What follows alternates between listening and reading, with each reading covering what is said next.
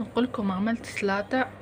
سلطة عدس ولوبيا حمرا. تنوريه لكم اللوبيا الحمرا، مش لوبيا البيضة راهو لا، لوبيا حمرا. والعدس شمطهم في الماء، وقصيت البنات شوية طماطم وفلفل حلو.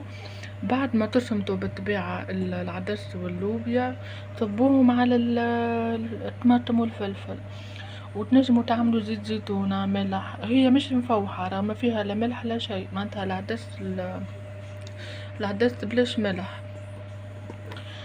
تنجموا تعملوا ملح فلفل اكحل شويه زيت زيتونه. تنجموا تعملوا طن قطاني عظم مصموط، ما ترجعلك سلطه عدس تهبل وصحيه معناتها، وحاجه متاع الصيف.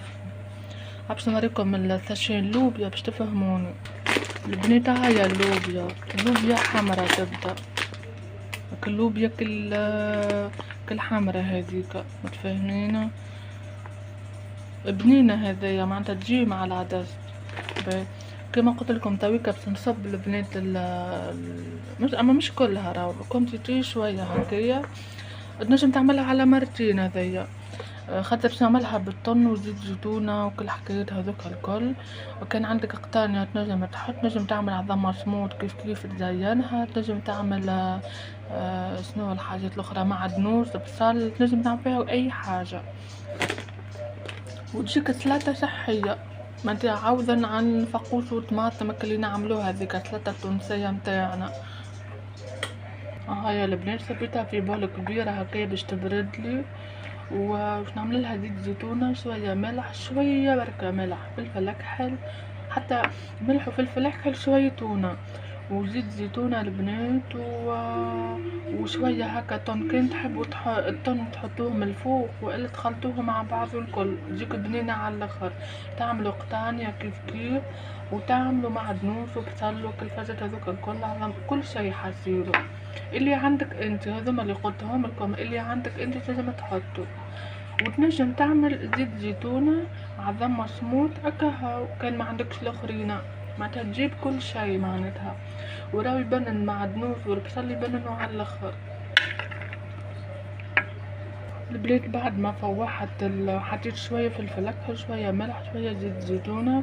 وفما الكينوا هذيا البنات كانت تعرفوها الكينوا هذيا. انا اول مرة انا البنات نعملها. تجيك طايبة وتجي نية، تجي فوق السلايط معناتها. تنجم تطيبها وتنجم تتحط هكا فوق السلاطة، نحط منها شوية ونشوفها. متى اول مرة بس نعملها قريت عليها بالبيع على الانترنت، معناتها تجي طايبة لازمها تجيب، والا تجيك تتحط هكا فوق سلطة فوق معناتها شنو باش تتعمل انت. اما تجيك معناتها فوق كان عملت برغل، كان سلطة راهو البنات، سلطة خضرا ولا برغل مصموط، تتحط فوق السلايد معناتها. شنو باش نقولكم، راهي تنجم تجيب وتنجم تتحط فوق السلايد.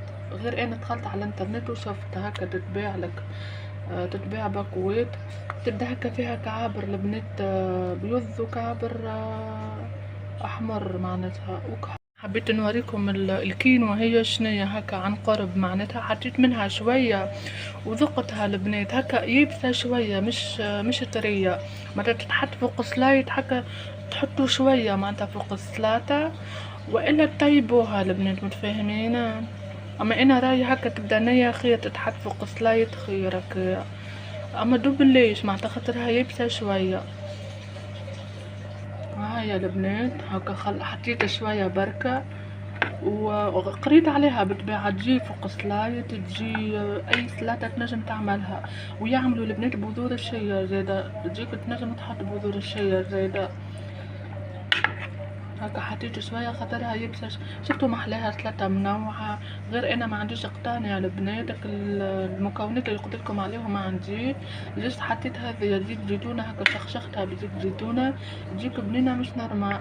وبالطبيعه باش نعمل لها الطن ناقصه. كانت الطن تنجموا تعملوا من الفوق الطن ولا تخلطوها مع بعضها. شنو اخر البنات هكا. هذيك ان شاء الله تعجبكم. حسيلو سلطه نتاع صيف هكا صحيه وبنينه، حتى في العشاء تنجم تاكلها.